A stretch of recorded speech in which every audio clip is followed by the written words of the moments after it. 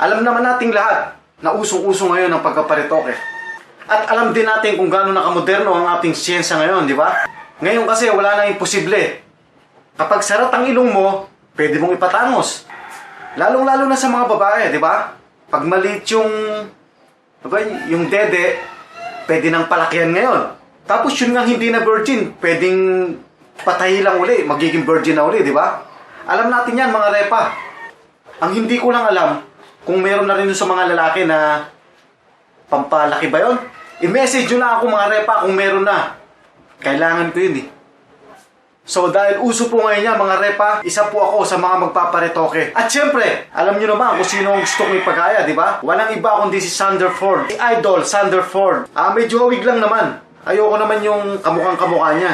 So ayun, kinausap ko yung doktor, sabi niya pwede naman daw. Kaya ang title po ng vlog ko na to, Retoke ala Sander Ford.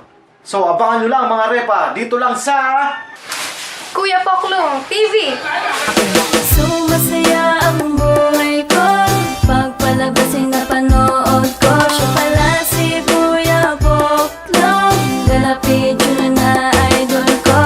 So masaya ang buhay ko pagpalabas ay napanood ko. Siya pala si Kuya Poklong, galapid yun na idol ko. Simple siya kung titignan pero ang lakas. What's up mga repa? So, eto, papasyalan namin ngayon yung clinic kung saan gaganapin yung operasyon. Siyempre, kasama ko yung pamangking ko, si Sophia. What's up mga repa? Sasamahan ko si Kuya Poklong hanapin yung clinic. Ayun, ang pangalan daw ng clinic nga pala Man's Best Friend. Papasyalan namin kung ano yung itsura. Okay, let's go mga repa.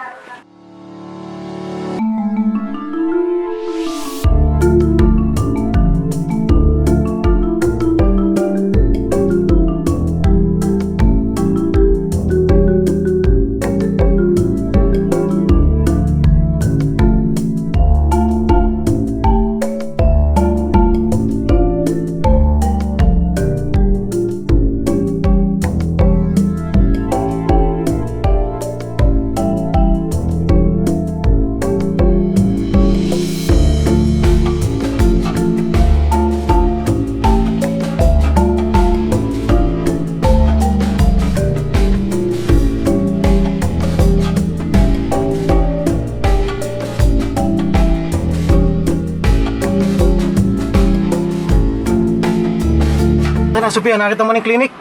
Ayun yata Kuya Poklong oh. Asan? Sigurado ka ba? Yan ba yon? Man's Best Friend, di ba? Oo. Pero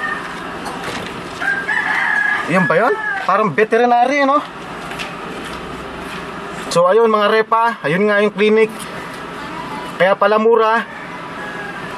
Abangan nyo po ang transformation ni Kuya Poklong mga repa.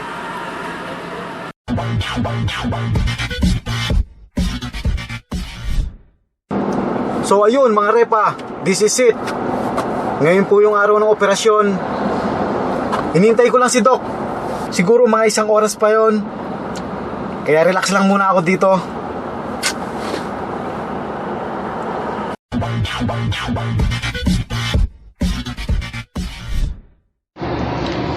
So eto na po mga repa. Tatanggalin ko na yung gasang nilagay ng doktor. Sana maging matagumpay ang operasyon. Sana hawig ko si Sander. Okay, tatanggalin ko na.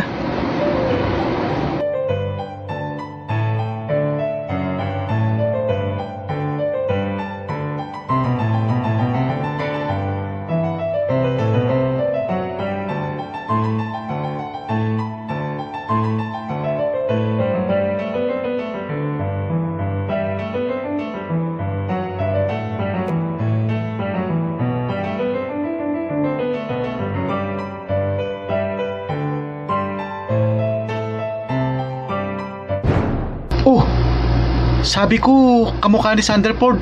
Bakit kamukha ni Marlo? Marlong-Marlo ang dating ko ah.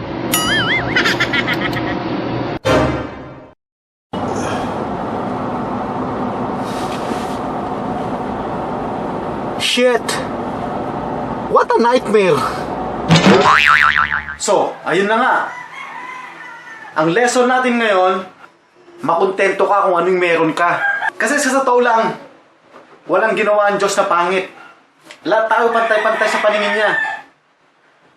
Kaya nga nilikha niya tayong kawangis niya, di ba? Huwag niyong hangarin o kaingitan kung anong meron yung iba. Kasi sa totoo lang, lahat tayo may kanya-kanyang talento. Kailangan lang natin pagyamanin, di ba? Kaya dapat, be yourself. Taasan mo lang ang iyong self-confidence. Dapat kapag nasa labas ka, taas ang iyong noo.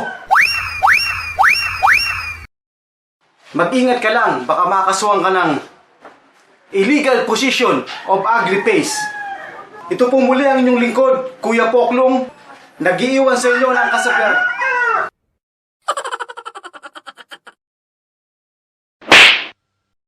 Nag-iiwan ng kasabihang, ang kagwapuan ay hindi nakikita sa panlabas na kaanyuan.